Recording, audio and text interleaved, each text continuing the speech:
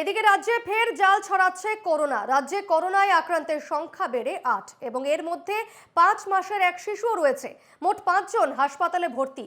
ভ্যারিয়েন্টের নাম জানতে genome sequencing JN1 এ আক্রান্ত কিনা জানতে জিনোম সিকোয়েন্সিং নমুনা পাঠানো হয়েছে কল্যাণীর বায়োমেডিক্যাল জিনোমিক্সে।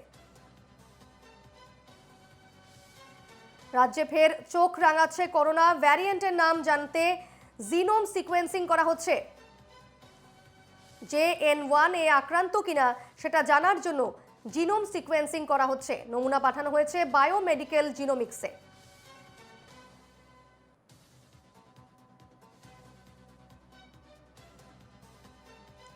রাজ্যে ফের করোনার বাড়ন্ত এবং চোখ রাঙাচ্ছে করোনা। মোট ৫ জন ইতিমধ্যে হাসপাতালে ভর্তি রয়েছেন এবং এর মধ্যে একটি ৫ জন হাসপাতালে ভর্তি রয়েছেন এবং এর মধ্যে একটি ৫ মাসের শিশুও রয়েছেন। আক্রান্তের সংখ্যা ইতিমধ্যে বেড়ে হয়েছে ৮।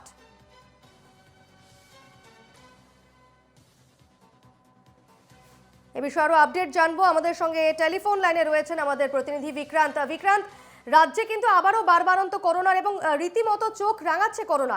এ বিষয়ে স্বাস্থ্য দপ্তর কি ব্যবস্থা নিচ্ছে?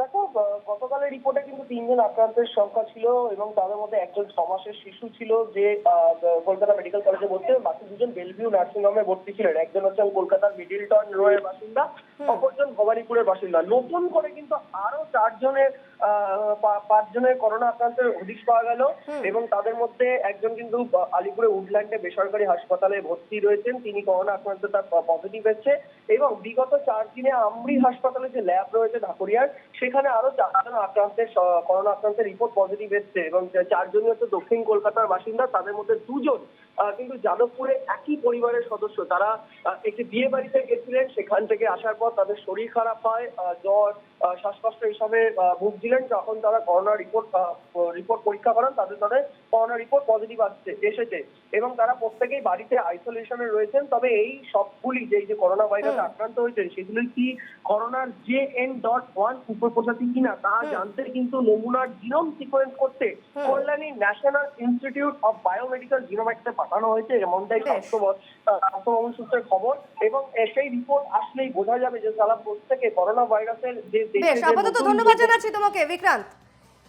করোনার চোখ রাঙানিতে এদিকে তৎপর কলকাতা পুরসভা এবং কলকাতা পুরসভার ডেপুটি মেয়র অতীন ঘোষ। এ বিষয়ে কি বলছেন শুনবো। আমাদের স্বাস্থ্য ডিপার্টমেন্টে সব জায়গায় সতর্ক করা হয়েছে। এই যে নতুন যে ভাইরাসটা, এই ভাইরাসটা এটা স্প্রেড করে খুব বেশি, কিন্তু এটা তো মারাত্মক নয়।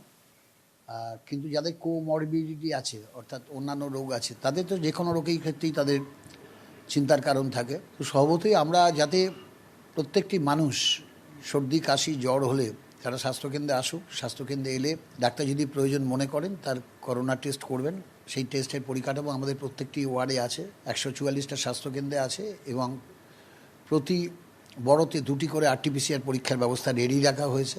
আমাদের অ্যাডভাইসারি হচ্ছে যারা ৬০ বছরের ঊর্ধ্বে আছেন তারা মাস্ক পরুন এবং সবাইকেই মাস্ক পরার পরামর্শ আছে। মাস্ক পরলে শুধুমাত্র তো করোনা নয়, শীতকালে অনেক ডাস্ট ধুলো হয়, তার থেকে পলিউশন হয়, তার থেকেও বাঁচা যায় এবং তাতে সর্দি কাশি বিভিন্ন রোগ থেকে নিজেকে রোগ মুক্ত করা যায়।